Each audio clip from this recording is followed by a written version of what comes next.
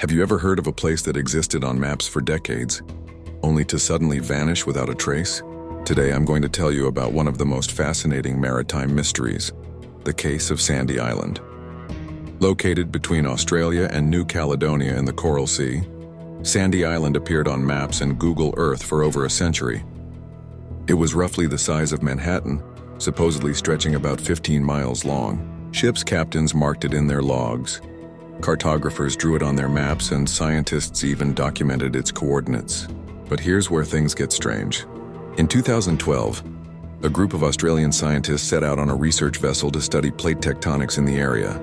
As they approached the supposed location of Sandy Island, they found something baffling: nothing but open ocean. The island that had been charted for over 100 years simply wasn't there. The mystery deepened when they checked their depth readings. Where the island should have been, they found water more than 4,600 feet deep. There was no sign of a submerged landmass, no coral reef, nothing that could explain how this phantom island ended up on so many maps. So how did this happen? The most likely explanation is that it was a human error that kept being repeated. Back in 1876, a whaling ship called the Velocity reported a sandy island in the area. The captain made a note in his log, and the island was subsequently added to maritime charts.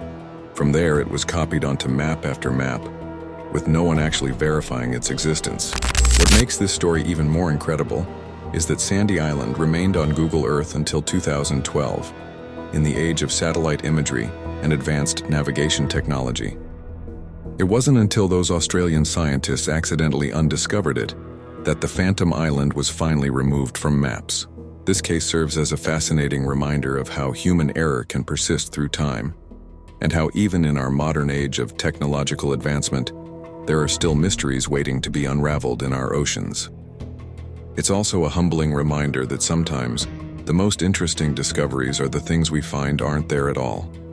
Follow for more bizarre mysteries like this, where reality and fiction blur in the most unexpected ways.